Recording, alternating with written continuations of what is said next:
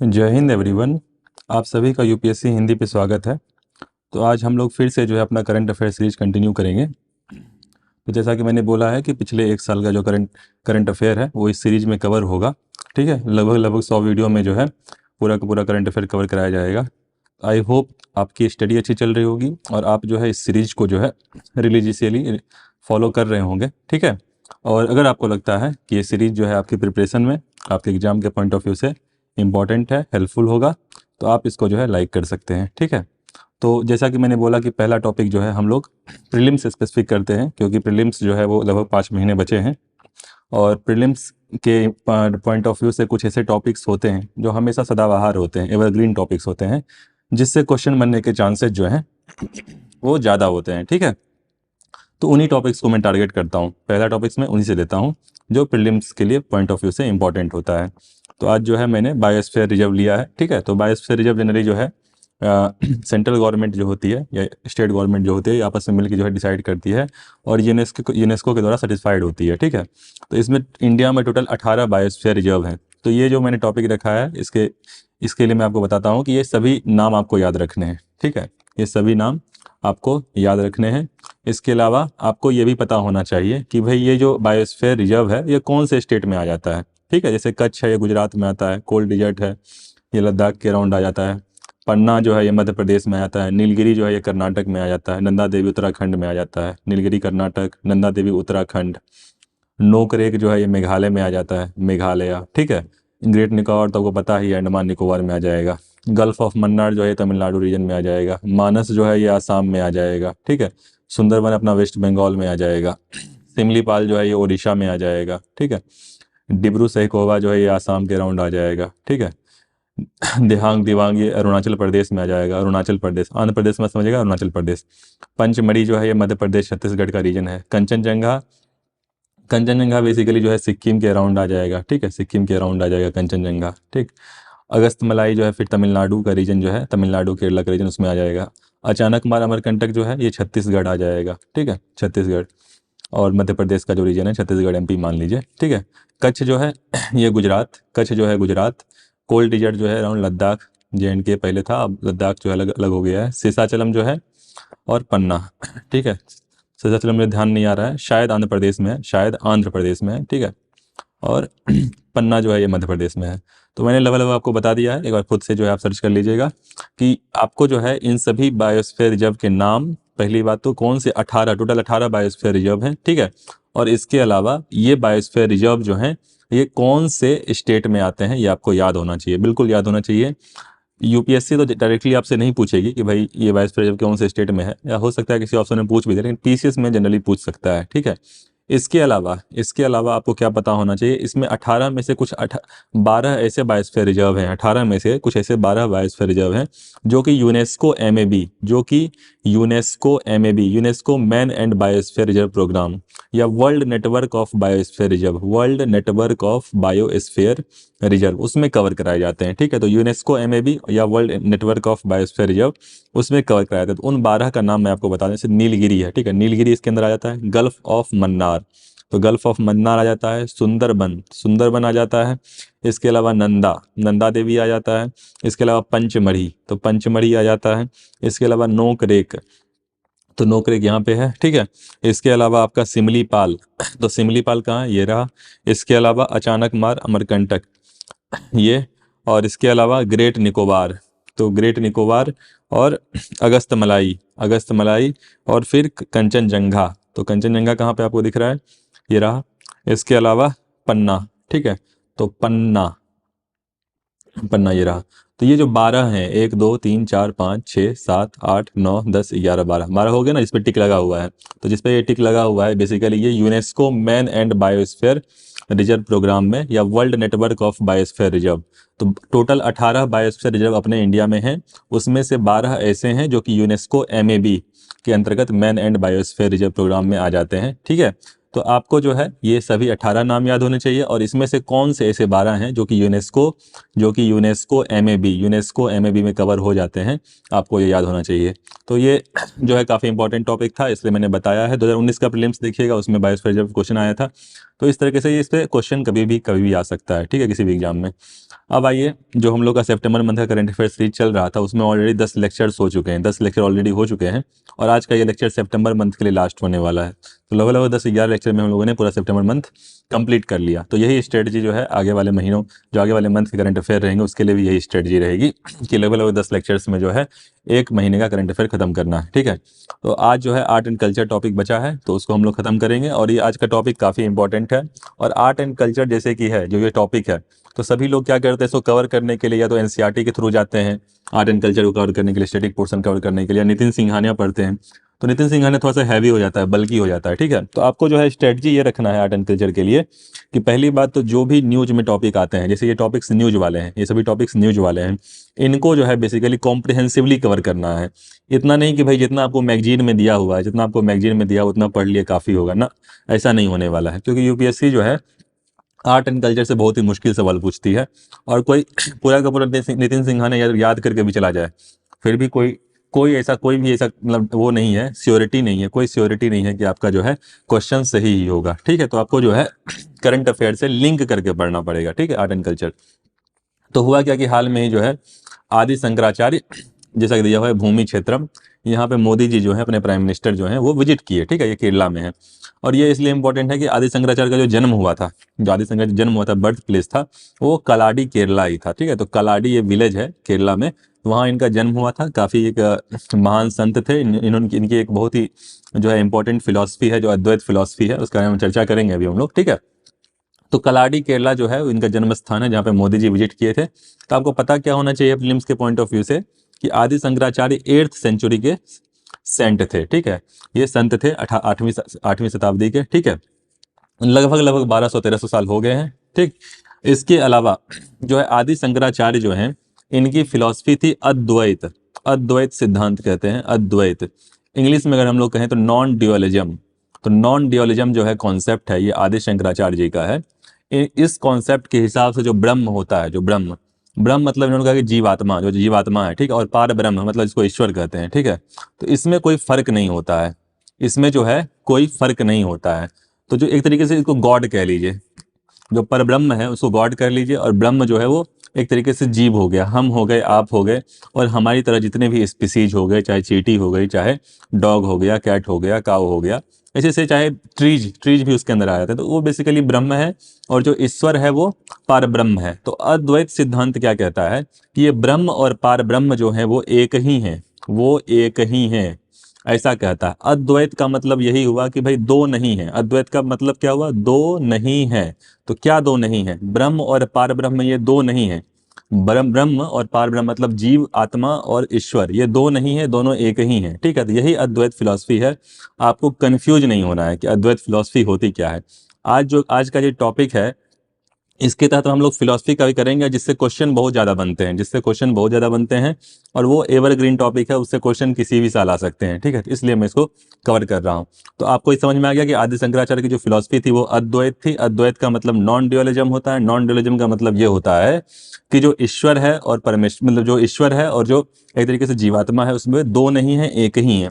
जैसे कुछ लोग हिंदी साहित्य पढ़ते होंगे, तो हिंदी साहित्य में जैसे कवर होता है भक्ति वाला जो पोर्शन होता है ना, भक्ति धारा, जिसमें राम भक्ति धारा, कृष्ण भक्ति धारा, जिसमें कबीर आते हैं, तुलसी आते हैं, सूर आते हैं, ठीक है, जायसी आते हैं। तो उसमें आप लोग पढ़ते होंगे कि बेसिकली जो है उसमें भक्ति जो होती है वो कई तरह की होती है। एक होती है भक्ति, सालोक्य भक्ति होती है, सालोक्य भक्ति, ठीक है। एक होती है सामीप्य भक्ति, भक्ति, सामीप्य भक्ति। एक होती है सायुज्य भक्ति, सायुज्य भक्ति। और एक होती है सारूप्य भक्ति, ठीक है, सारूप्य भक्ति। तो ये 4 तरह की भक्ति जनरली क्लासिफाइड की जाती है। तो ये बेसिकली जो है द्वैत फिलॉसफी, अभी हम लोग आएंगे, ठीक है, अभी उस पर आएंगे हम लोग। तो बेसिकली ये अद्वैत है, मतलब ये दोनों एक ही हैं। और जो फिलॉसफी जो भी पढ़ते होंगे यूपीएससी में, जिनका ऑप्शनल फिलॉसफी होगा या ऐसे भी पढ़ा होगा, इसका जो सबसे बेस्ट एग्जाम्पल है अद्वैत फिलॉसफी का, उसमें यही है कि कोई घड़ा है, मान लीजिए कोई ये घड़ा है, ठीक है। ये घड़ा अगर टूट जाता है, ये घड़ा अगर टूट जाता है तो ये वापस मिट्टी में मिल जाएगा। घड़ा अगर टूट गया वापस क्या हो जाएगा, मिट्टी में मिल जाएगा। तो घड़ा जो है वो मिट्टी से बना है, घड़ा मिट्टी से बना है और टूटने के बाद वापस मिट्टी में मिल जाएगा।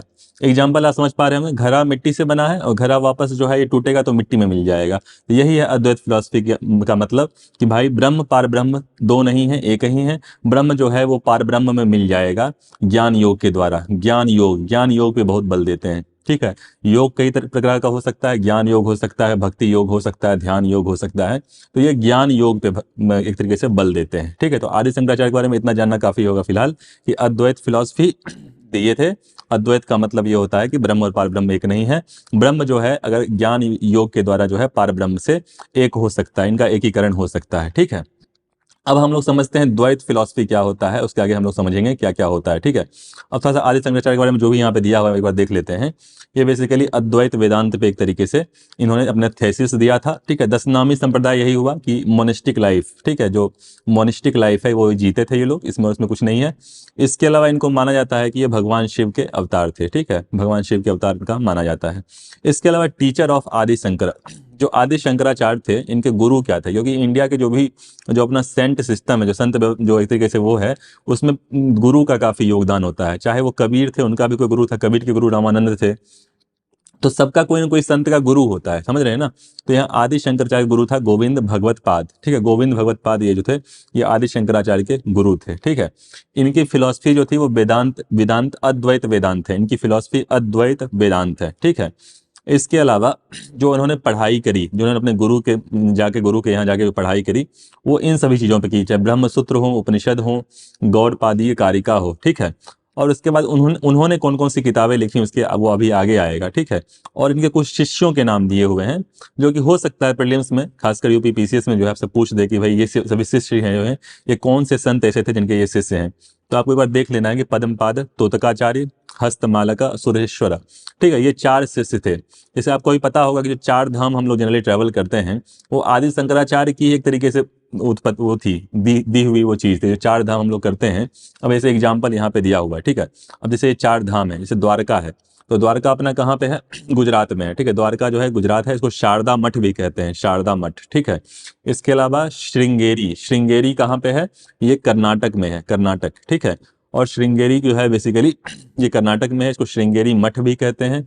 जोशी मठ जो है एक तरीके से उत्तराखंड में है, ठीक है। जोशी मठ उत्तराखंड में है, जिसको ज्योतिर्मठ भी कहते हैं। और इसके अलावा पुरी जो है ये इसको गोवर्धन मठ भी कहते हैं, ये आपका ओडिशा में हो गया, जहाँ जगन्नाथपुरी है, ठीक है। तो अगर आप देख सकते हैं आदि शंकराचार्य कितने ज़्यादा इंटेलिजेंट थे। इन्होंने जो इंडिया का ज्योग्राफिकल एक तरीके से विस्तार था, जो इंडिया की भौगोलिक विस्तार था, उसको उन्होंने चारों तरफ से सिलेक्ट किया। इस एरिया को सिलेक्ट किया, इसको सिलेक्ट किया, नॉर्थ में सिलेक्ट किया, वेस्ट में सिलेक्ट कर लिया, ईस्ट में सिलेक्ट कर लिया और साउथ में सिलेक्ट कर लिया। और होता क्या है कि हम लोग जो है तीर्थ के लिए, जो हमारे माता पिता होते हैं, भविष्य में हो सकता है हम लोग भी तीर्थ के लिए देख सकते हैं इस तरीके से जो है ट्रैवल करेंगे, इस तरीके से ट्रैवल करेंगे। इससे क्या होगा, जो भी इंडिया के अलग अलग हिस्सों में जो लोग हैं वो आपस में मिलेंगे, एक दूसरे के कल्चर को समझेंगे, यहाँ का जो रिच कल्चर है तो उसको एक तरीके से जो है आपस में उनका मिलन होगा। तो आदि Shankaracharya was very very intelligent man. तो उन्होंने समझा इस बात को कि भाई चारों तरफ के यहाँ मठ अगर स्थापित किए जाएं, तो यहाँ लोगों का एकीकरण होगा, लोगों में एकता बढ़ेगी, समझ रहे हैं ना। तो इस तरीके से जो है इनका एक कॉन्सेप्ट था, और ये लगभग 1200-1300 साल पहले इन्होंने इस बात को समझा। तो इन्हीं चारों मठों को संभालने के लिए इन्होंने 4 शिष्य अपॉइंट किए थे, तो उन्हीं का ये नाम दिया हुआ है। ये चारों शिष्यों ने इनके जाने के बाद काफ़ी अल्प आयु में जो है लगभग 32 ईयर में जो है इनकी डेथ हो गई थी। तो उसके बाद इन्हीं शिष्यों ने जो है इन मठों पर एक तरीके से उनका संचालन किया। अब आदि शंकराचार्य की जो फिलॉसफी है वो वेदांत फिलॉसफी है। वेदांत जो है फिलॉसफी एक ब्रॉड टर्मिनोलॉजी है, मतलब जो वेद है, वेद का एक तरीके से, वेद को श्रुति कहते हैं, श्रुति, ठीक है। तो श्रुति का मतलब यही होता है कि वेद जो है वो सुनने के द्वारा ट्रांसफर हुआ है। वेद जो है शुरुआत में लिखे नहीं गए, उसको एक सुना गया, फिर अगली पीढ़ी को बोला। तो वास्तव में वेद का एक्चुअली कोई टाइम पीरियड नहीं बता सकता है कि भाई वेदा जो है इस समय लिखा गया। तो वेद का एक तरीके से जो एक सार हुआ, जब लास्ट में ट्रांसफॉर्म होकर वेद जो है एक तरीके से वेदांता बन गया, ऐसा माना जाता है, ठीक है। अब वेदांता भी जो है वो कोई आदि शंकराचार्य को माना था वेदांता के एक तरीके से क्या थे, कमेंट्री थे, अद्वैत वेदांत इन्होंने माना। लेकिन वेदांता जो है काफी ब्रॉड टर्मिनोलॉजी है। अभी हम लोग समझेंगे वेदांता में क्या क्या आ जाता है, वेदांत के अंतर्गत क्या क्या आ जाते हैं, उसके बारे में हम लोग समझेंगे। ठीक है, तो इन्होंने जो है अद्वैत वेदांत को माना। मतलब जैसा कि अद्वैत का मैंने मतलब आपको समझा दिया कि ब्रह्म और पार ब्रह्म एक ही है, ईश्वर से जीवात्मा का मिलन हो सकता है ज्ञान योग के द्वारा। ठीक है, तो ऐसा जो है ये यहाँ पे लिखा हुआ है। ठीक है, अब इसके द्वारा जो है आदि शंकराचार्य जी के द्वारा कौन कौन सी जो एक तरीके से बुक लिखे गए, तो इन्होंने गीता के ऊपर, चाहे ब्रह्मसूत्र के ऊपर, चाहे उपनिषद के ऊपर अपना कमेंट्री लिखा। मतलब इनका क्या एक्सप्लेनेशन था इन सभी चीजों पे, उसको क्या कहते हैं, कमेंट्री कहते हैं। ठीक है, तो ब्रह्मसूत्र भाष्य लिखा, ऐसे ही गीता भाष्य लिखा। इसके अलावा इनकी किताबें देख सकते हैं, उपदेशाश्वरी, विवेक चूड़ामणि, आत्मबोध, वाक्य वृत्त। तो आपसे जो है ये सभी क्वेश्चंस पूछ सकते हैं कि भाई ये किताब जो है, पूछते यूपीएससी सिंपल क्वेश्चंस नहीं पूछती, आपसे पूछ देगी कि भाई ये किताब जो है ये किसने लिखा है, तो आदि शंकराचार्य जी ने लिखा है। ठीक है, इसके अलावा ये डिवोशनल सॉन्ग भी लिखते थे। इसका मतलब नहीं हुआ कि भक्ति पे बल नहीं देते थे। काफी लोग कंफ्यूज हो जाते हैं कि आदि शंकराचार्य जो हैं वो ब्रह्म और पार ब्रह्म के मिलन की बात करते हैं, तो क्या ये भक्ति की बातें करते हैं? हाँ, भक्ति की बातें करते हैं। इन्होंने काफी जैसे भज गोविंदम वाला सॉन्ग जो है आप लोग सुने होंगे, इन्हीं के द्वारा लिखा गया है। इसके अलावा भी इन्होंने काफी सॉन्ग्स लिखे हैं, जैसे निर्वाण शक्तम। तो निर्वाण शक्तम भी जो है काफी अच्छा सॉन्ग है, आप लोग सुनते होंगे। चिदानंद रूप शिवोहम शिवोहम, तो चिदानंद रूप शिवोहम शिवोहम वाला जो सॉन्ग है वो बेसिकली आदि शंकराचार्य जी ने ही लिखा है। ठीक है, तो काफी एक तरीके से ये राइटर भी बहुत तगड़े थे। आदि शंकराचार्य जो राइटर थे बहुत ही तगड़े राइटर थे, संस्कृत में लिखा करते थे। इसके अलावा जो यहाँ पे देखिए, ये जो आपका टेबल है ये काफ़ी इंपॉर्टेंट है आपके एग्जाम के पॉइंट ऑफ व्यू से। बहुत ज़्यादा मैं इंसिस्ट नहीं कर सकता, लेकिन इसी में मैं आपसे अगर बोल दिया ये इंपॉर्टेंट है, इसका मतलब इंपॉर्टेंट है। ठीक है, अब देखिए इसमें क्या बताया गया कि 6 school of Indian philosophy. Indian philosophy जो भारतीय दर्शन है उसमें जनरली 6 स्कूल होते हैं। मतलब भारतीय दर्शन को जनरली 6 हिस्सों में डिवाइड किया जा सकता है। जैसे न्याय है, ठीक है क्या है, न्याय। तो न्याय जो है, ये दर्शन जो है ये बेसिकली किसका है, वो बताइए आप। न्याय जो है बेसिकली ये गौतम मुनि का है। ठीक है, गौतम। ठीक है, न्याय जो है गौतम का है। योग किसका है, पतंजलि का नाम आप सुनते ही होंगे, पतंजलि। तो योग जो है वो पतंजलि मुनि का दिया हुआ है। वैशेषिक जो है वो कणाद। ये बेसिकली पार्टिकल्स पे काफी रिसर्च करते थे, जो एटम है, मॉलिक्यूल्स उस पर रिसर्च करते थे। ठीक है, इसके अलावा सांख्य जो है वो कपिल मुनि थे, सांख्य। ठीक है, और पूर्व मीमांसा जो है जैमिनी मुनि का नाम आता है, जैमिनी मुनि। ये सभी मुनि थे। ठीक है, इन्होंने अपनी अपनी फिलॉसफी दी। अब इन सभी का नाम आपको पता होना चाहिए कि भाई न्याय बोले तो गौतम मुनि, योग बोले तो पतंजलि, वैशेषिक अगर बोले तो कणाद, पूर्व मीमांसा बोले तो जैमिनी, और सांख्य बोले तो पूर्व मीमांसा या मीमांसा, क्योंकि वेदांत को उत्तर मीमांसा कहते हैं। जो वेदांत है उसको उत्तर मीमांसा कहते हैं, और पूर्व मीमांसा से बोला जाए तो इसका मतलब सिर्फ मीमांसा या मीमांसा। ठीक है, सिर्फ मीमांसा या मीमांसा। ठीक है, तो मीमांसा जो है बेसिकली काफी ज्यादा जो है रिचुअल्स पे, यहाँ पे लिखा है ना, purely based on ritual practice. मतलब बहुत ज्यादा पूजा पाठ, कर्मकांड, उस पर बहुत रिचुअल, मतलब समझते हैं, इन्हीं सब चीजों को रिचुअल कहते हैं। कि मतलब भाई अगरबत्ती दिखा रहे हैं, बहुत ज्यादा मतलब एक तरीके से रिचुअल बेस्ड था मीमांसा। ठीक है, तो बेसिकली जो सांख्य जो फिलॉसफी आया था, कपिल मुनि का आया था सांख्य फिलॉसफी, वो बेसिकली काउंटर करता था मीमांसा को, काउंटर करता था कपिल मुनि का सांख्य फिलॉसफी। तो आपको इन सभी जो ऋषि मुनि हैं इनका नाम आपको पता होना चाहिए, उनकी फिलॉसफी जो है वो आपको पता होने चाहिए। ठीक है, तो आपको कम से कम इतना नाम पता। अब वेदांत जो है, अब वेदांत डिवाइडेड है, जैसा कि मैंने बोला वेदांत बहुत ब्रॉड है। ठीक है, इसमें कई संत आ जाते हैं, जैसे अद्वैत वेदांत का मैंने नाम आपको बता दिया, आदि शंकर। तो शंकराचार्य को ही आदि शंकर भी कहते हैं, तो इनका अद्वैत वेदांत है। अब अद्वैत वेदांत से जो है काफी लोग जो हैं, ये सभी जो हैं वो बेसिकली इससे सेटिस्फाई नहीं होते हैं, इनको भक्ति के मूड में है। ये सभी जो पांचों हैं ये बहुत ज्यादा भक्ति के मूड में हैं, और भक्ति तभी हो सकती है जब एक भक्त हो और एक ईश्वर हो। समझिए इस बात को, बहुत ही इंपॉर्टेंट कॉन्सेप्ट है। भक्ति तभी हो सकती है जब एक भक्त हो और ईश्वर हो, भक्त हो और ईश्वर हो। और शंकराचार्य कह दिए कि भक्त और ईश्वर एक ही है। शंकराचार्य ने बोला नॉन ड्युअलिज्म, अद्वैत, मतलब भक्त और ईश्वर एक ही है। लेकिन जो ये सभी थे इनको बोला कि भाई दो तो कम से कम होना चाहिए, भक्ति करने के लिए 2 लोग होने चाहिए, एक ईश्वर होना चाहिए और एक भक्त होना चाहिए। भक्त जो है वो ईश्वर की भक्ति करेगा, लेकिन भक्त कभी ईश्वर नहीं बनना चाहेगा। मतलब भक्त कभी ईश्वर नहीं बनना चाहेगा, लेकिन भक्त ईश्वर की भक्ति करेगा। तो ये बेसिकली कॉन्सेप्ट था। तो आपको जो है इसमें याद क्या करना है, आपको याद ये करना है कि ये सभी फिलॉसफी और उसका नाम, मतलब विशिष्ट द्वैतवाद रामानुजाचार्य, ये आपको याद होना चाहिए कि विशिष्ट द्वैतवाद ये फिलॉसफी थी रामानुजाचार्य की। इन्होंने बोला कि अद्वैतवाद तो है लेकिन एक विशिष्ट तरह का अद्वैतवाद है। सिमिलरली द्वैतवाद, जो द्वैतवाद है, ठीक है, इन्होंने बोला दो हैं, ये भक्ति पे बल दिए। मध्वाचार्य जो थे भक्ति पे बल दिए, एक बोले कि दो हैं, दो रहेंगे तभी भक्ति हो पाएगी। सिमिलरली द्वैत अद्वैत, निम्बारकाचार्य बोले कि दो भी हैं और दो नहीं भी हैं, ठीक है, दो भी हैं और दो नहीं भी हैं, उन्होंने मिक्स कर दिया। तो निम्बारकाचार्य जो थे, और जब आप बहुत डिटेल में जाएंगे ना तो मोटा मोटी आपको ये बात समझ में आ जाएगी कि सभी बातें एक ही कह रहे हैं, सभी ये सभी संत जो हैं वो बात एक ही कह रहे हैं, सभी ने कहीं ना कहीं भक्ति पर जोर दिया है, सभी ने कहीं ना कहीं भक्ति पर जोर दिया है।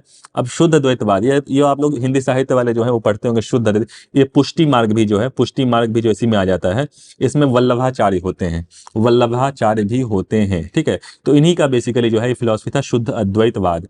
तो इन सभी मैं आपको बता क्या रहा हूँ कि इन सभी फिलॉसफी के कौन सूत्रधार हैं, उनका नाम आपको याद होना चाहिए। अद्वैतवाद का आदि शंकराचार्य, विशिष्ट रामानुजाचार्य, द्वैतवाद का मध्वाचार्य, द्वैत अद्वैत का निम्बारकाचार्य, शुद्ध अद्वैतवाद का वल्लभाचार्य, और अचिंत्य भेदा अभेदा, अचिंत्य भेद चैतन्य महाप्रभु, ठीक है। तो चैतन्य महाप्रभु जो है ये अचिंत्य भेद अभेद, इन्होंने बोला कि भाई, इन्होंने भक्ति पे बहुत ज्यादा बल दिया। अगर आपको पता होगा चैतन्य महाप्रभु का वेस्ट बंगाल में इनका बेसिकली जन्म हुआ था, मायापुर में, जहाँ पे शायद सबसे बड़ा टेम्पल बन रहा है, सबसे बड़ा टेम्पल जो है यहाँ पे बन रहा है।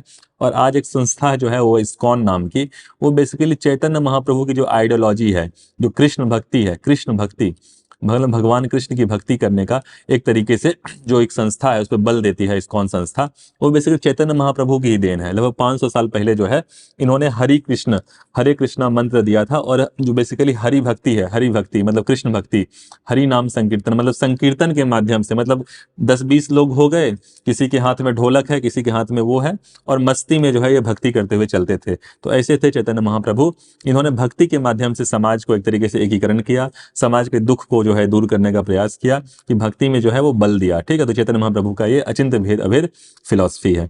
तो आई थिंक मोटा मोटी आपको समझ में आ गया कि 6 स्कूल है, 6 स्कूल में सबका मैंने आपको बता दिया।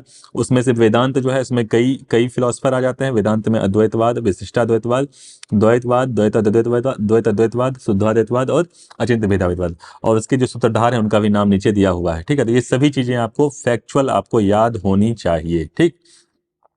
अब आइए नेक्स्ट टॉपिक पे। तो इसमें आदि शंकराचार्य के माध्यम से हम लोगों ने थोड़ा सा फिलॉसफी भी सीख लिया है, ठीक है।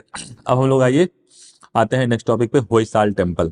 तो हाल में हुआ कि भाई इसको जो है यूनेस्को भी वर्ल्ड हेरिटेज लिस्ट में, ठीक है। तो वर्ल्ड हेरिटेज साइट अभी इनको बेसिकली एक तरीके से नहीं मिला है, लेकिन अभी टेंटेटिव लिस्ट में है। जैसे यहाँ पे लिखा हुआ है टेंटेटिव लिस्ट, मतलब हो सकता है भविष्य में ये यूनेस्को वर्ल्ड हेरिटेज साइट में आ जाए।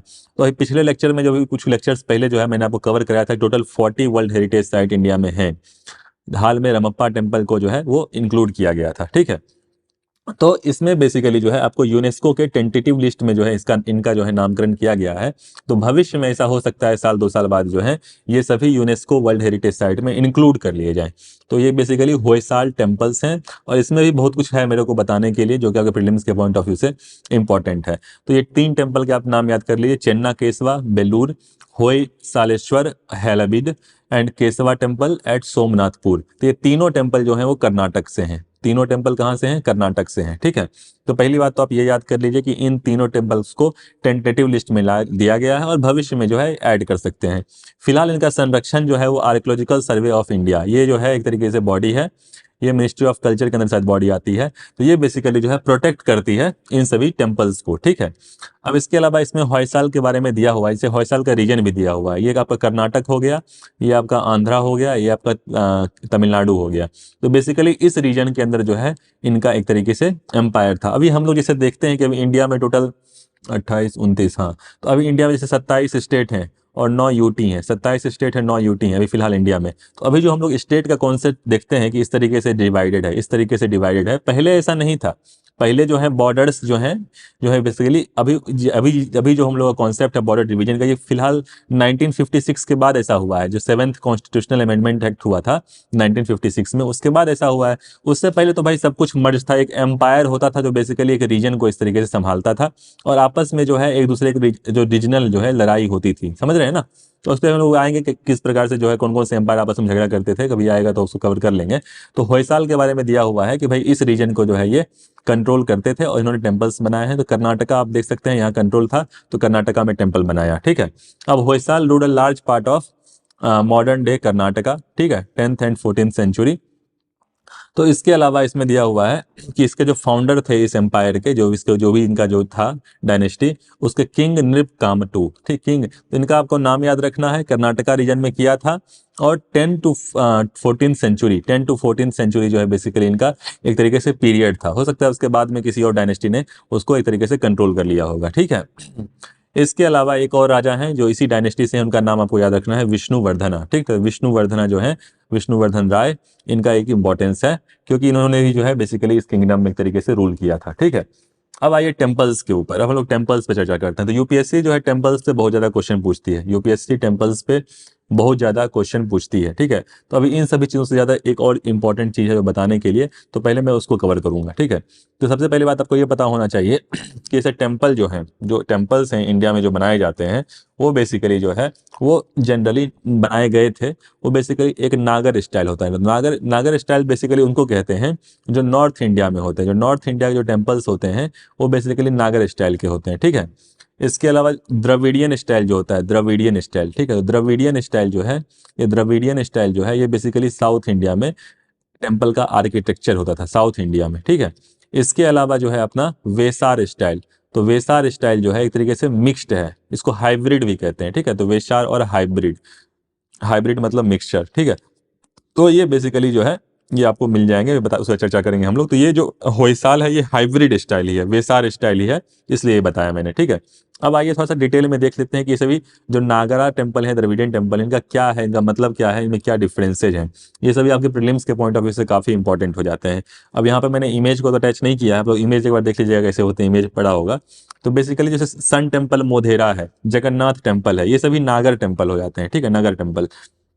अब जैसे मान लीजिए गर्भगृह है, ठीक है, तो जैसे कोई भी टेम्पल होता है तो उसमें गर्भगृह होता है, ठीक है। तो गर्भगृह जो ये वर्ड यूज किया है गर्भगृह, ये बेसिकली जहाँ पे जो ईश्वर होते हैं, मान लीजिए शिवलिंग है या किसी भगवान की मूर्ति है, तो जिस टावर के अंदर, ये जैसे मान लीजिए टेम्पल का टावर है, ठीक है, ये मान लीजिए टेम्पल का एक तरीके से टावर है, ठीक है, ये मान लीजिए टेम्पल का टावर है।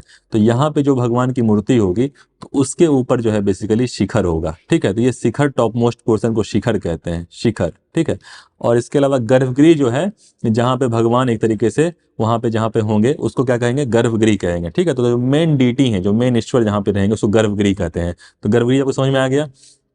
इसके अलावा प्रदक्षिणा पद होता है, प्रदक्षिणा पद, तो प्रदक्षिणा पद, पथ, ठीक है। तो ये बेसिकली आप लोग देखेंगे जो टेम्पल होता था इसके चारों ओर जो है गलियारा होता था, एक चारों ओर गलियारा होता था, ठीक है, चारों ओर गलियारा होता था, जिसका बेसिकली जो है एक तरीके से सिग्निफिकेंस था शास्त्रों के हिसाब से कि अगर हम लोग इस भगवान के चारों तरफ एक तरीके से घूमेंगे तो अपने को शक्ति मिलेगी, ठीक है। तो उसी लिए गलियारा ये बनाया जाता था ताकि जो लोग आए, जो भी भक्त आए, वो दर्शन करने के बाद जो है एक बार भगवान की ओर चारों तरफ घूम ले, ठीक है। तो ये प्रदक्षिणा पथ जो है वो दक्षिणा, दक्षिणा वर्ड क्या आता है कि घूमने के लिए भगवान के चारों ओर, ठीक है।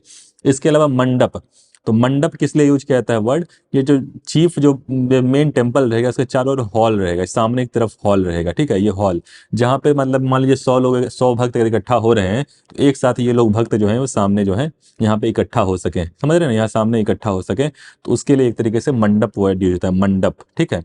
अब शिखर के बारे में मैंने आपको बता दिया। अब शिखर के नीचे जो है एक तरीके से ऐसे इलेप्टिकल शेप में एक तरीके से स्टोन होता है, जिसको क्या कहते हैं, उस स्टोन को क्या कहते हैं, अम्लका, क्या कहते हैं, अम्लका, ठीक है। तो अम्लका, इन सभी टर्मिनोलॉजी का मतलब आपको पता होना चाहिए। मैं आपको एक तरीके से पॉइंट कर रहा हूँ, आप डिटेल में जाके देख सकते हैं एक बार, ठीक है। इसके अलावा जगती, तो जगती क्या होता है, जगती जो है वो एक तरीके से टेम्पल प्लेटफॉर्म, जैसे टेम्पल जो है ठीक जमीन पे नहीं बना होता है, एक मान लीजिए 3-4 फीट का, 5 फीट का एक प्लेटफॉर्म रहेगा, ठीक है। ये इस तरह का प्लेटफॉर्म रहेगा जिसके ऊपर टेम्पल बना रहेगा, समझ रहे हैं। नीचे एक प्लेटफॉर्म होता है जिसके ऊपर जो है जमीन से कुछ हाइट पे, जमीन से कुछ हाइट पे इस तरह का चारों ओर से एक प्लेटफॉर्म रहेगा जिसके ऊपर टेम्पल बना होता है, उसको क्या कहते हैं, जगती, उसको क्या कहते हैं, जगती, ठीक है। तो आपको समझ में आ गया होगा कि इस जो टेम्पल है कि प्लेटफॉर्म पे बना उसको जगती कहते हैं, ठीक है। और जो मेन डीटी होंगे उसके ऊपर एक ही शिखर होगा, एक ही शिखर होगा।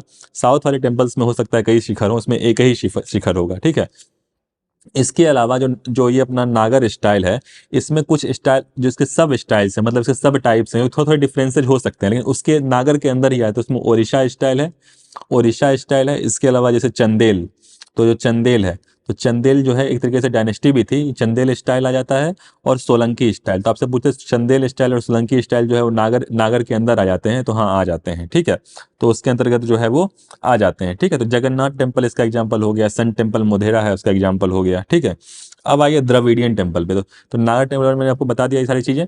अब द्रविडियन पे आइए। द्रविडियन मतलब जो साउथ में जो टेम्पल्स हैं उस पे हम लोग आते हैं, ठीक है। तो द्रविडियन पे आते हैं, जो साउथ में टेम्पल्स हैं उसके हम डिटेल्स देखते हैं कि किस प्रकार से जो है वो अलग है, किस प्रकार से जो है ये अलग है, ठीक है। तो द्रविडियन टेम्पल जो है वो एक कंपाउंड वॉल में होगा, मतलब जो टेम्पल होगा, जो मेन मंदिर होगा, उसके चारों ओर वॉल होगा, उसके चारों ओर वॉल होगा, मतलब दीवारें होंगी, ठीक है। तो कंपाउंड वॉल काफी बड़ी बड़ी दीवारें होती थी। इसके अलावा जो फ्रंट वॉल होगा, मान लीजिए फ्रंट वॉल है, ठीक है, तो इस पे एक तरीके से गेट बना होगा जो एंट्रेंस के लिए होगा, तो उसको क्या कहते हैं, गोपुरम। क्या कहते हैं, गोपुरम। तो गोपुरम जो है एक तरीके से मेन एंट्री हो गई, ठीक है।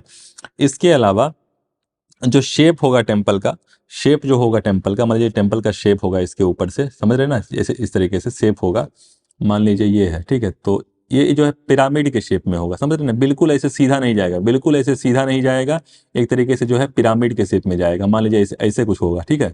मैं ठीक से बनाने पर मेरी ड्राइंग भी अच्छी नहीं है। तो बेसिकली जो है पिरामिड के शेप में होगा, जैसे जनरली जो नागरा स्टाइल जो नॉर्थ इंडियन थी उसमें सीधा जो है स्लैंटिंग जा सकती है, इसमें जो है पिरामिड के शेप में होगा, ठीक है। तो वो उसको क्या कहते हैं, विमान कहते हैं। क्या कहते हैं, विमान, विमान कहते हैं, ठीक है। इसके अलावा इसके अलावा जो आप टेम्पल में जब एंट्री करेंगे तो वहां पे द्वारपाल के जो है एक तरीके से फोटो बने होंगे, द्वारपाल की मूर्ति बनी होगी, द्वारपाल की, ठीक है। द्वारपाल जैसे हम लोग जो वर्ड यूज करते हैं, जैसे गेट कीपर्स, जो गेट कीपर्स होते हैं, समझ रहे हैं ना, उनके लिए गार्ड, जो गार्ड करते हैं टेम्पल का, तो उनके एक तरीके से भयानक सी, फियर्स मतलब भयानक, तो भयानक एक तरीके से उनकी फोटो बनी होगी, ठीक है, गुस्से में, ठीक।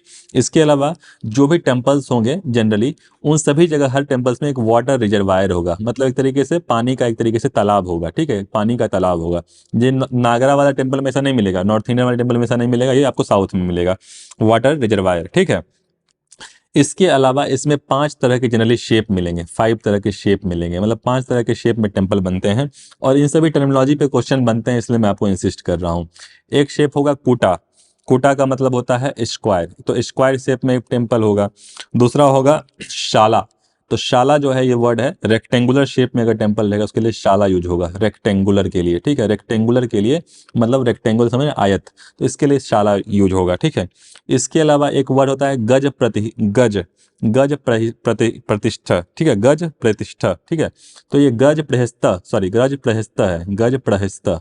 तो गज प्रहस्ता जो है ये वर्ड अगर यूज हो रहा है तो इसका मतलब ये है कि ये जो टेम्पल है वो इलेप्टिकल है, इलेप्टिकल समझ रहे हैं, ये इलेप्टिकल, जैसे अर्थ जो है, अर्थ सन के मतलब पृथ्वी जो है सन के अराउंड इलेप्टिकल ऑर्बिट में ट्रेवल करती है, तो ये बेसिकली इलेप्टिकल हो गया, ठीक है, इलेप्टिकल, ठीक है, इलेप्टिकल।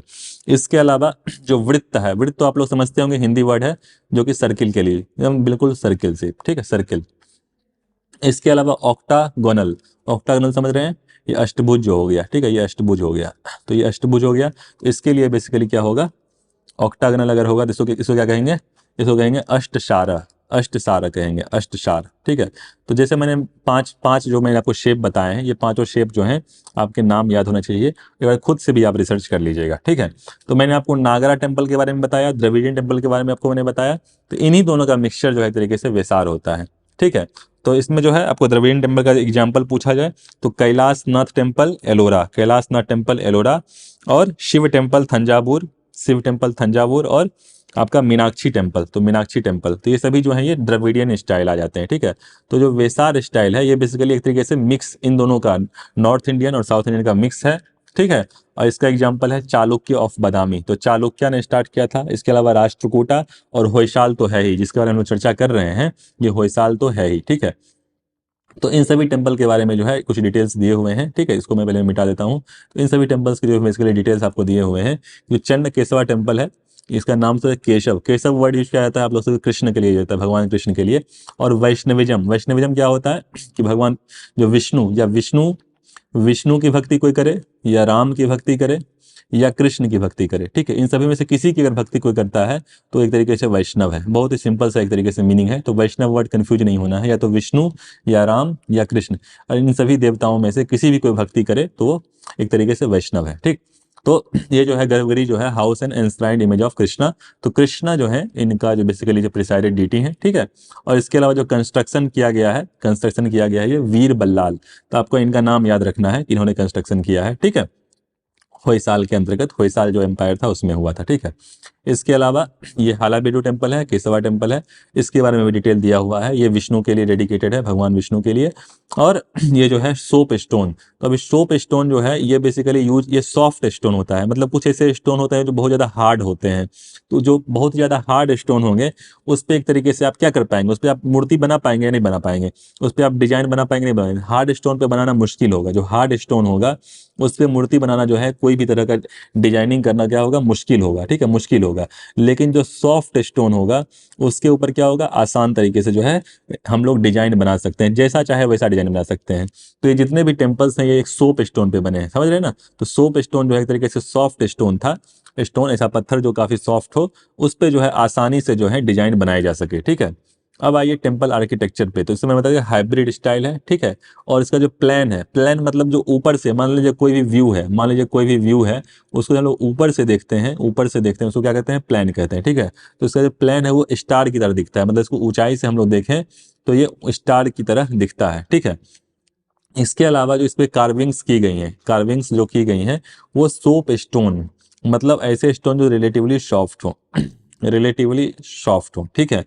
कल्चर, तो होयसाल टेम्पल फॉलो सैविजम ट्रेडिशन। तो ये बेसिकली जो है इसमें जो है जो होयसाल टेम्पल है इसमें सिर्फ ऐसी बात नहीं है कि सिर्फ वैष्णविज्म है, इसमें सैविजम भी है, मतलब भगवान शिव की जो भक्ति करते हैं या शिव से रिलेटेड जो मूर्तियां हैं वही बनी हुई हैं।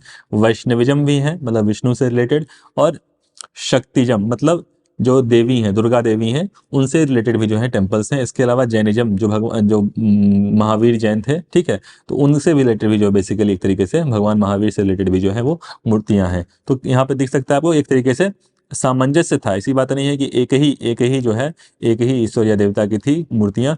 यहाँ पे अलग अलग ट्रेडिशंस की मूर्तियां भी दिखी गई हैं, ठीक है। तो होयसालेश्वर टेम्पल के बारे में इतना डिटेल काफ़ी होगा। इसके अलावा मैंने आपको नागरा, द्रविड़ा और क्या कहते हैं वेसार, वेसार मतलब जो मिक्सचर है, हाइब्रिड है, ठीक, उसके बारे में मैंने आपको बताया, ठीक। अब आइए जो है next topic, traditional Indian textile. तो ट्रेडिशनल इंडियन टेक्सटाइल जो है ये भी हाल में क्या हुआ कि भाई यूनेस्को ने ऐसे कुछ 50 टेक्सटाइल को जो है वो बेसिकली क्या किया है, एक तरीके से लिस्टिंग की है, उसकी लिस्टिंग की है, ठीक है। इंडिया में ऐसे आप देखेंगे कि अलग अलग रीजन में जाएंगे तो वहाँ पे अलग टेक्सटाइल का एक तरीके से जो कलाकारी है, एक तरीके से जो कलाकारी की जाती है कपड़ों के ऊपर, टेक्सटाइल के ऊपर। आपको साड़ियाँ ही ले लीजिए, साड़ियाँ आप जाएंगे नॉर्थ में जाएंगे, साउथ में जाएंगे, आंध्रा में जाएंगे, बनारस जाएंगे, गुजरात जाएंगे, महाराष्ट्र जाएंगे, केरल जाएंगे, तमिलनाडु जाएंगे, तो हर जगह आपको बेसिकली क्या है, कुछ ना कुछ अंतर दिखेगी, जो कि वहाँ का हजारों साल पुराना एक तरीके से क्या हेरिटेज है, समझ रहे हैं ना। तो उसको अपने को कंजर्व करना है ना भाई, और उसको हम लोग ठीक से कंजर्व नहीं करेंगे, उनको प्रमोट नहीं करेंगे। मान लीजिए कि यहाँ पे एग्जाम्पल दिया हुआ है, यहाँ पे एग्जाम्पल दिया हुआ है, अभी मैं कुछ बताता भी हूँ आपको। और इन सभी को उनके रीजनल स्टाइल को आप नहीं करेंगे, एक तरीके से प्रमोट नहीं करेंगे, तो हो सकता है उसको बनाने वाले जो कारीगर हैं, वो उसको बनाना बंद कर दें। मान लीजिए फुल करी है, फॉर एग्जाम्पल फुल करी मान लीजिए किसी रीजन में बनाया जाता है, अगर उनको प्रमोट नहीं किया जाए, समझ रहे हैं ना, और लोग रेडीमेड कपड़े ज़्यादा पहनने लगे, तो फिर क्या होगा, वो बेचारे क्या करेंगे, उनका रोजगार छिन जाएगा, वो क्यों बनाएंगे ऐसी साड़ियाँ। धीरे धीरे हो सकता है वो एक तरीके से गायब ही हो जाए, तो अपने को प्रमोट करना पड़ेगा इन सारी चीज़ों को, जो अपना हेरिटेज कल्चर है जो भी है। तो इसके मैं कुछ एग्जांपल देता हूँ। जैसे कलमकरी है, कलमकरी यहाँ पे दिया हुआ भी है। तो कलमकरी जो है ये कहाँ का है, आंध्र प्रदेश का है। कलमकरी जो है कहाँ से है, आंध्र प्रदेश, ठीक है, आंध्र प्रदेश। कलमकरी जो है वो आंध्र प्रदेश। बनारसी सिल्क, तो इसके बनारसी सिल्क से नाम पता चला बनारस से है। चलिए आगे बढ़ते हैं। चिकन करी, तो चिकन करी जैसे यहाँ दिया हुआ लखनऊ से, लखनऊ में जाएंगे तो आप जैसे कई कुर्ते मिल जाएंगे चिकन करी वाले, ठीक है। इसके अलावा संबलपुरी, तो संबलपुरी जो है आपको पता है संबलपुर उड़ीसा में है, तो संबलपुरी जो है यहाँ पे पता नहीं दिया नहीं है, तो संबलपुरी जो है ये कहाँ से, उड़ीसा से है, ठीक है, उड़ीसा।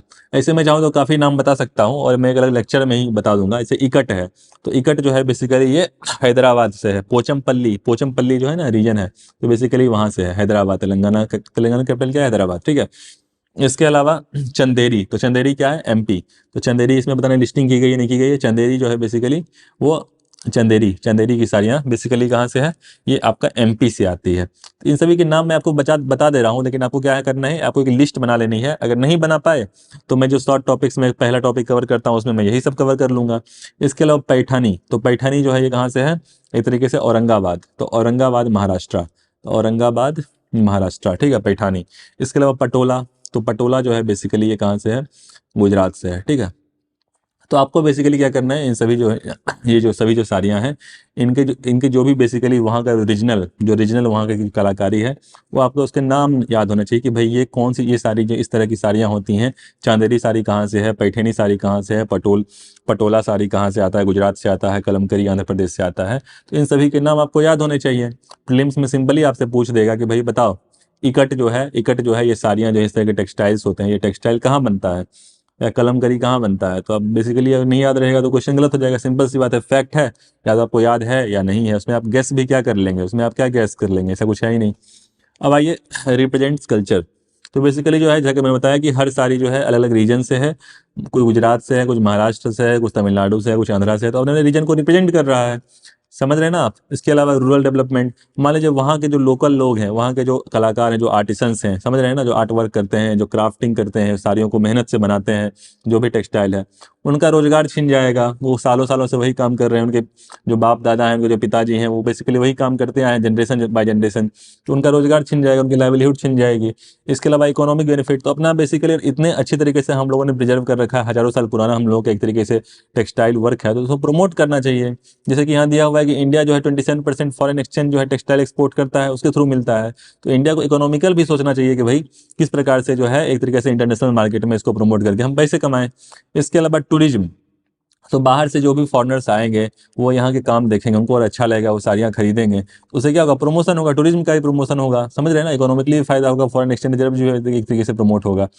इसके अलावा ये इशूज, जैसे ट्रेडिशनल क्राफ्ट, कुछ इशूज हैं तो अनऑर्गेनाइज है। अनऑर्गेनाइज समझ रहे हैं आप मान लीजिए कोई एक साड़ी है, वो एक आंध्र प्रदेश के एक गांव में बनती है, आंध्र प्रदेश के एक गांव में बनती है, तो वो एक तरीके से इंटरनेशनल या नेशनल मार्केट तक पहुंच ही नहीं पाती है। ऑर्गेनाइज पूरी तरीके से नहीं है। क्वालिटी हो सकता है, क्योंकि हो सकता है पुराने इनके पास मशीनें हो, इनके पास अच्छी मशीनें ना हो बनाने के लिए, या हैंड से बनाते हो सकता है उस क्वालिटी को, जो रेडीमेड कपड़े उनको क्वालिटी को मीट ना कर पाए। समझ रहे हैं ना। तो ये सिर्फ फाइनेंशियल इशू हैं। अब मतलब छोटे मोटे मान लीजिए दुकानदार हैं, छोटे मोटे कारीगर हैं, इनके पास मशीनें नहीं हो सकती हैं, फाइनेंशियल इशू हो सकता है। समझ गए। इंडिया ने कुछ कोशिशें भी की हैं। इंडिया ने कोशिशें बेसिकली क्या की है, नेशनल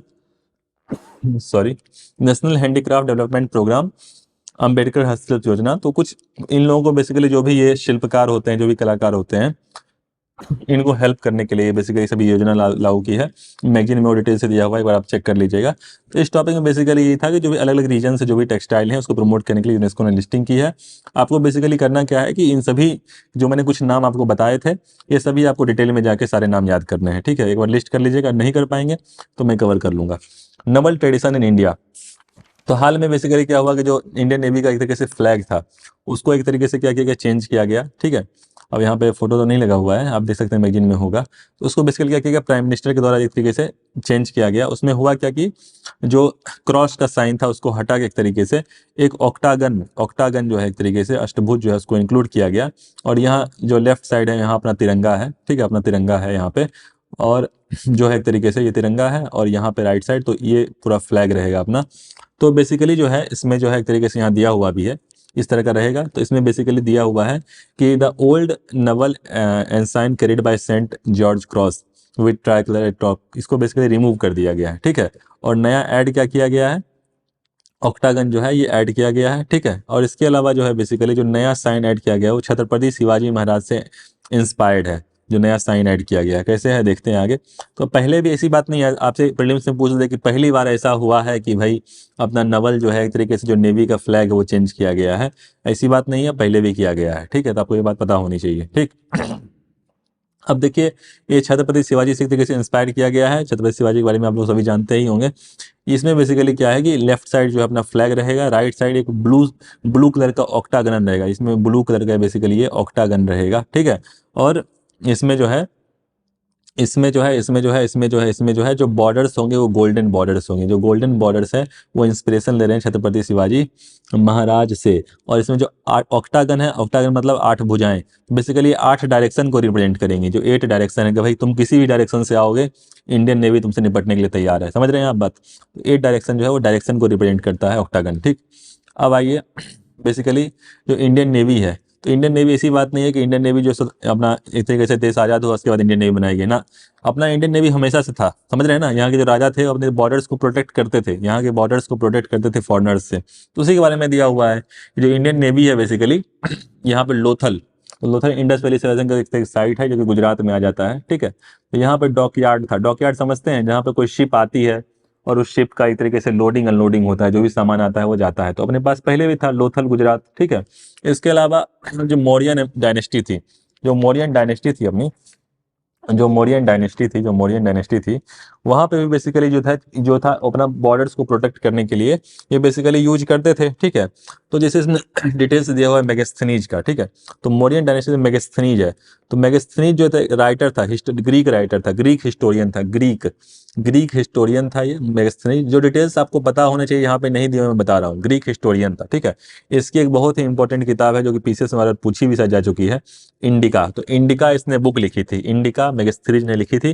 किसके ऊपर लिखी थी? मौर्यन डायनेस्टी के ऊपर लिखी थी, क्योंकि मौर्य चंद्रगुप्त मौर्य जब थे यहाँ के शासक, चंद्रगुप्त मौर्य जब थे तब बेसिकली ये विजिट किया था। कब थे चंद्रगुप्त मौर्य? आपको पीरियड भी याद होना चाहिए, 300 BC, 300 बिफोर क्राइस्ट, ठीक है। तो 300 साल पहले बेसिकली, जब बिफोर क्राइस्ट मतलब लगभग 2400 साल पहले ये जो है चंद्रगुप्त मौर्य थे, उसी समय जो है बेसिकली ये जो है मेगास्थनीज जो है ये यहाँ विजिट किए थे। चंद्रगुप्त मौर्य के जो एक तरीके से जो डायनेस्टी थी, इसमें आपको 2-3 नाम याद होना चाहिए। जैसे इनके जो लड़के थे, इनके जो मतलब पुत्र था, उनका नाम था बिंदुसार था, और इनका जो एक तरीके से जो बेटा था उसका नाम था अशोक। तो अशोक, सम्राट अशोक के बारे में जानते भी हैं, मूवी बनी हुई है। तो एक तरीके से चंद्रगुप्त मौर्य की डायनेस्टी थी, लगभग 300 साल 400 साल जो बेसिकली ये लोग एक तरीके से रूल किए थे, और काफ़ी एक तरीके से इंपॉर्टेंट डायनेस्टी थी मौर्यन डायनेस्टी, ठीक है। उसी का एक तरीके से इन्होंने रिकॉर्ड किया था इंडिका। तो इंडिका इन्होंने किताब लिखी थी मेगास्थनीज ने, इंडिका, ठीक। तो इतनी डिटेल्स आपको पता होने चाहिए। तो इस किताब में जो है बेसिकली मौर्यन डायनेस्टी के बारे में एक तरीके से लिखा था, और जो ये मेगास्थनीज थे ये भेजे गए थे जो भी वहाँ के ग्रीक राजा थे, सेल्यूकस निक्टेटर, तो सेल्यूकस निक्टेटर ने इनको भेजा था, ठीक है। इतना डिटेल काफ़ी होगा, ठीक। अब आइए, बेसिकली जो है कि मैंने ये बताया कि इसमें मौर्यन डायनेस्टी भी जो है अपना एक तरीके से नेवी को, अपने नेवी के द्वारा प्रोटेक्ट करती थी अपने बॉर्डर्स, ठीक है। इसके अलावा जो अर्थशास्त्र है, जो कि चाणक्य, जो कि चंद्रगुप्त मौर्य के गुरु माने जाते हैं, तो चाणक्य जो है, इन्होंने जो है बेसिकली अर्थशास्त्र लिखा था। तो उसमें भी जो है डिटेल आता है कि नवध्यक्ष होते थे। नवध्यक्ष एक पोस्ट होता था, एक तरीके से पद होता था, जो कि एक तरीके से शिप के सुपरिटेंडेंट होते थे। जैसे पुलिस के सुपरिटेंडेंट को एसपी कहते हैं ना, वैसे ही शिप के सुपरिटेंडेंट होते थे, समझ रहे ना।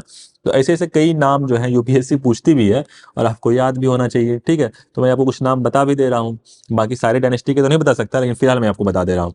जैसे एक वर्ड होता है अध्यक्ष, ठीक है। तो अध्यक्ष जो बेसिकली यूज होता है, अध्यक्ष ये बेसिकली यूज होता है जो मौर्यन डायनेस्टी, ये सारी से मौर्यन डायनेस्टी में पोस्ट होते थे। तो मौर्यन डायनेस्टी के मैं पोस्ट के बारे में आपको बता दे रहा हूँ, जो कि इंपॉर्टेंट पोस्ट होते थे। तो अध्यक्ष ये जो होते थे ये इकोनॉमिक और मिलिट्री हेड होते थे, इकोनॉमिक और मिलिट्री हेड, ठीक है। इकोनॉमिक और मिलिट्री हेड, इकोनॉमिक और मिलिट्री हेड, ठीक है, ये देखते थे। इसके अलावा एक अमात्य होते थे, अमात्य। तो आपसे पूछ दे अमात्य होते थे क्या, मौर्यन डायनेस्टी में क्या काम होता था? तो ये बेसिकली एडमिनिस्ट्रेटिव और जुडिशियल पोस्ट देखते थे, मतलब बहुत ही हाई रैंकिंग पे एडमिनिस्ट्रेटिव, जैसे यहाँ पे आईएएस आईपीएस सचिव होते हैं, वैसे ही मान लीजिए कि एडमिनिस्ट्रेटिव एंड जुडिशियल पोस्ट, जो जज वाला काम है वो देखते थे अमात्य।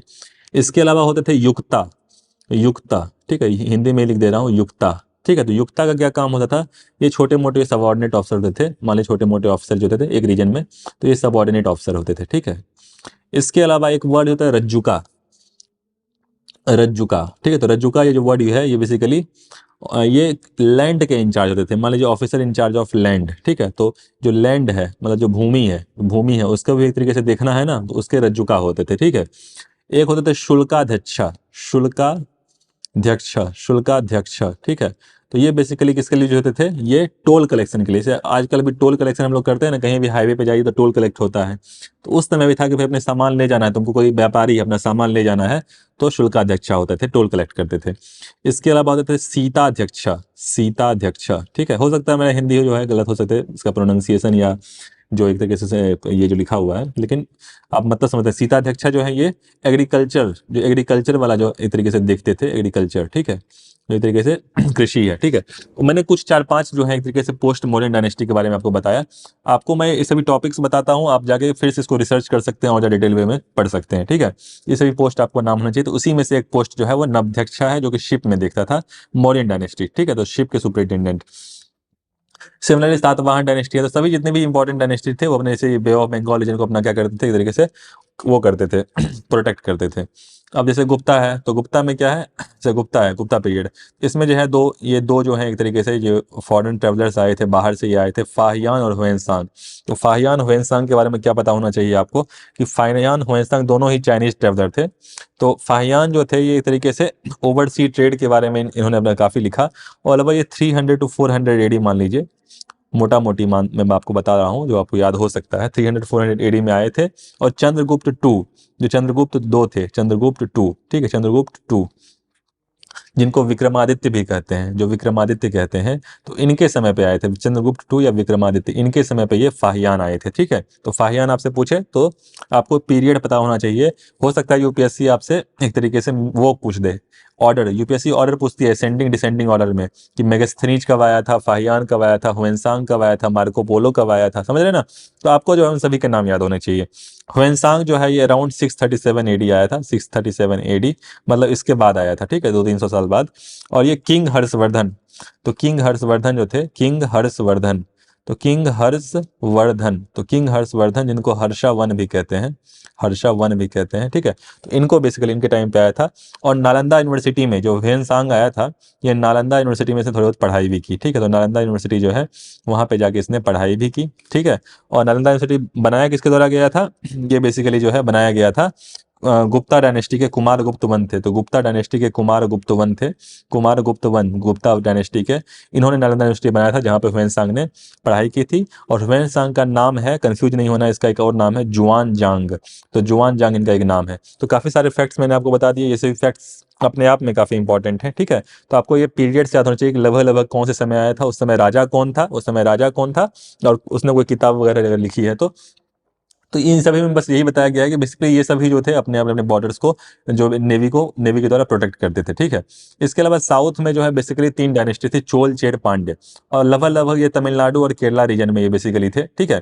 जैसे चोल है, चोल के बारे में बताता हूँ, थंजावुर तमिलनाडु, इनका कैपिटल था थंजावुर तमिलनाडु, थंजावुर तमिलनाडु, याद रखना है, कैपिटल याद रखना है सबका।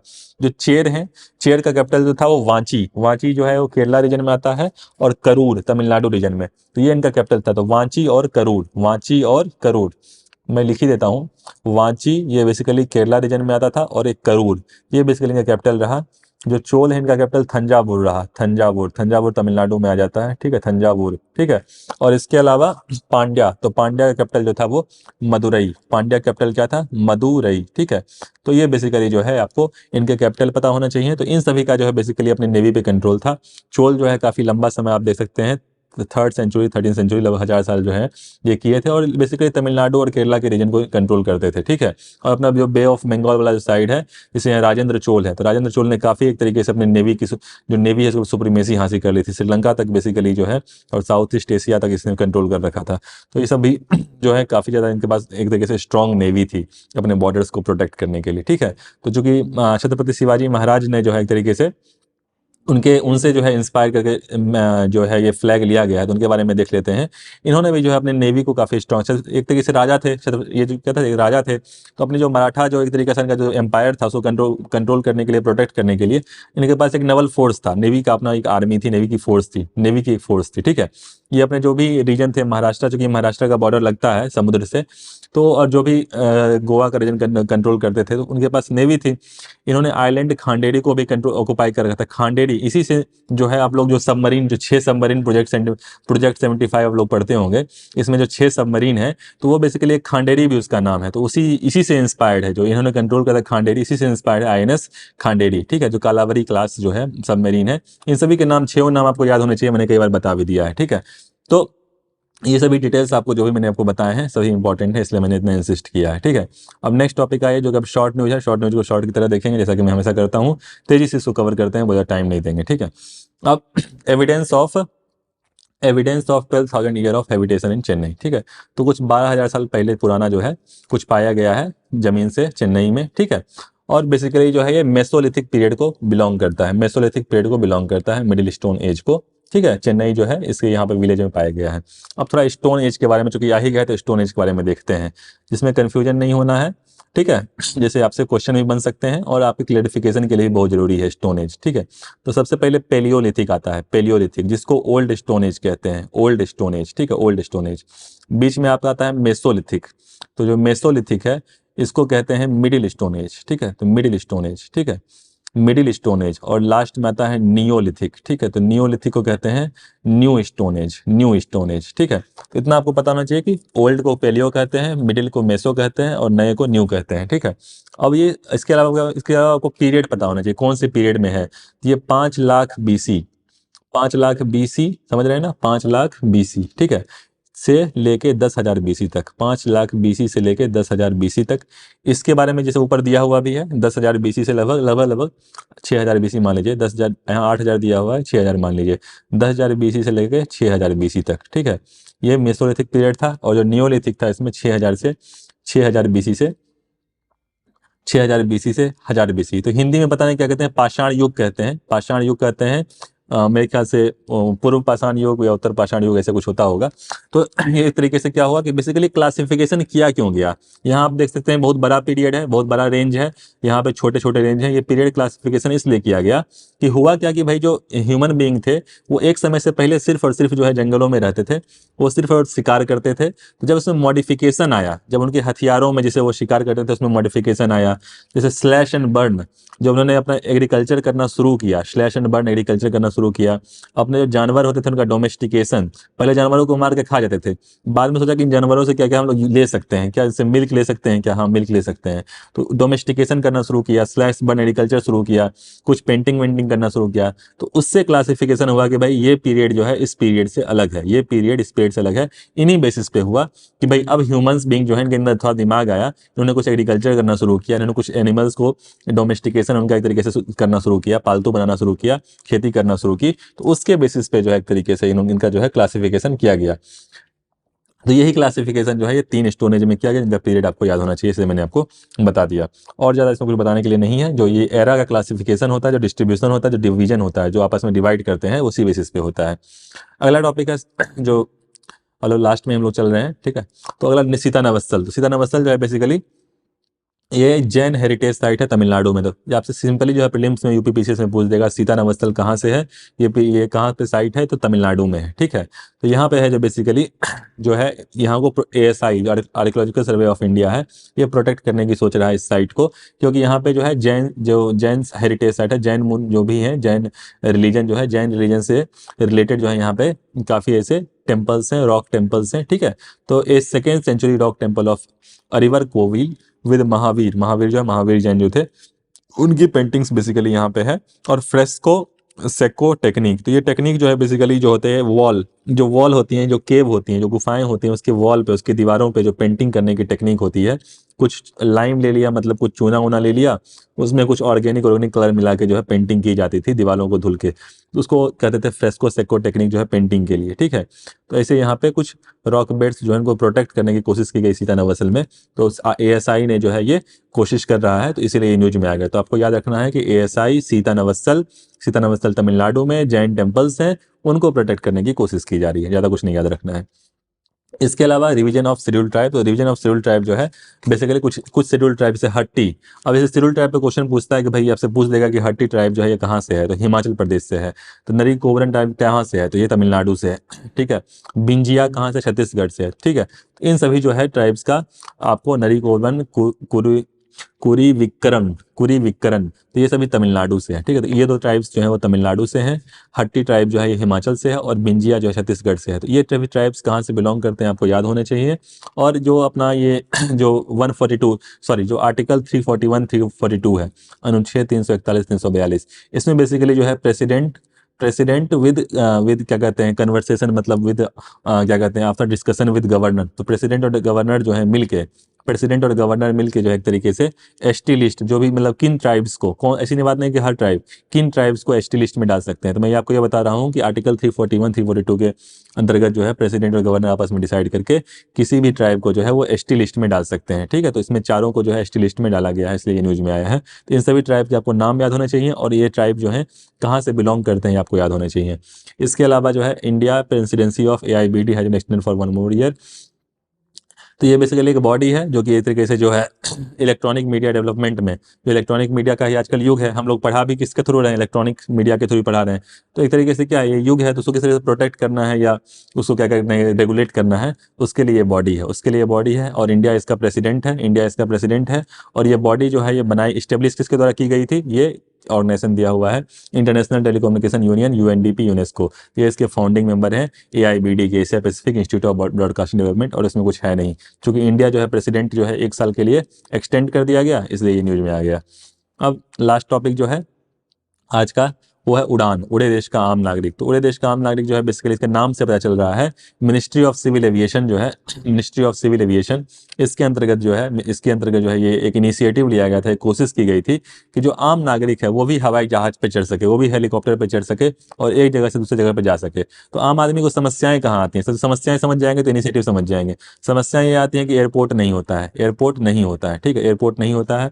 इसके अलावा जो रेंट है, जो किराया है वो काफ़ी ज़्यादा होता है, तो रेंट काफ़ी ज़्यादा होता है, ये 2 समस्याएं होती हैं। तो इन्हीं दोनों समस्याओं पे काम किया गया, एयरपोर्ट्स को डेवलप किए गए, कुल मिला के 58 एयरपोर्ट्स को डेवलप किए गए उड़ान के अंतर्गत, कि भाई आपस में जो है रीजनल कनेक्टिविटी, जो आपस में मान लीजिए आपको यहाँ से हैदराबाद जाना है, यहाँ से लखनऊ जाना है, तो आसानी से आप जा सकें। फीस को जो है एक तरीके से काफ़ी कम रखा गया कि 1 घंटे का 2500 रुपया ही लिया जाएगा। नेशनल सिविल एविएशन पॉलिसी आई गई थी इसके अंतर्गत, और जो उसको इम्प्लीमेंट करने के लिए एयरपोर्ट अथॉरिटी ऑफ इंडिया है, ठीक है। ये सभी फैक्ट्स आपको पता होने चाहिए, पहली बात।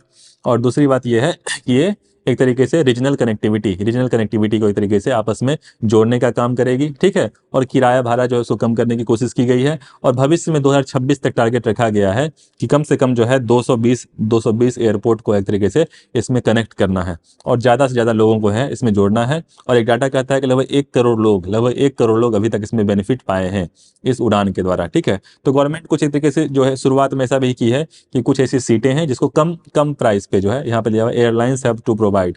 गवर्नमेंट ने ऐसा रखा है कि कम से कम जो एयरलाइंस हैं उसको 50% ऐसी सीट है जो सब्सिडाइज रेट, मतलब कम किराए पे जो है ये सीट आपको नागरिकों को देनी पड़ेगी। तो उड़ान स्कीम बहुत ही सिंपल है कि इसे 5 साल हो गए हैं, civil ministry of civil aviation का ये स्कीम था। तो भाई लोगों को जो है एक तरीके से कम फीस में, कम किराए में जो है कैसे ट्रेवल कराया जाए और कैसे आपस में रीजनल कनेक्टिविटी, मतलब इस देश के अलग अलग हिस्सों में, मुझे तुरंत केरला जाना है, मुझे तुरंत कर्नाटक जाना है, मुझे गोवा जाना है, या मुझे मुंबई जाना है, मुझे ओडिशा जाना है, तो कैसे रीजनल कनेक्टिविटी बढ़ाया जाए, क्योंकि हर जगह की फ्लाइट नहीं मिलती है आपको, हर जगह की फ्लाइट नहीं मिलती है, तो कनेक्टिविटी बढ़ाने का ये स्कीम है। I think that is enough for today. हम लोगों ने काफ़ी इंपॉर्टेंट टॉपिक्स देखे और ढेर सारे फैक्ट्स देखे, और सभी फैक्ट्स अपने आप में इंपॉर्टेंट हैं, इसलिए मैंने आपको इतना इंसिस्ट किया है। ऐसे ही आप लोग करंट अफेयर साथ साथ कवर करते रहें, ठीक है। तो फिर हम लोग नेक्स्ट टॉपिक पे मिलेंगे। सितंबर मंथ का करंट अफेयर कंप्लीट हो गया, सितंबर मंथ का करंट अफेयर कंप्लीट हो गया। अब हम लोग अक्टूबर मंथ के लिए मिलेंगे, ठीक है। तो आप लोग ठीक से पढ़ाई करते रहिए। गुड बाय एंड जय हिंद।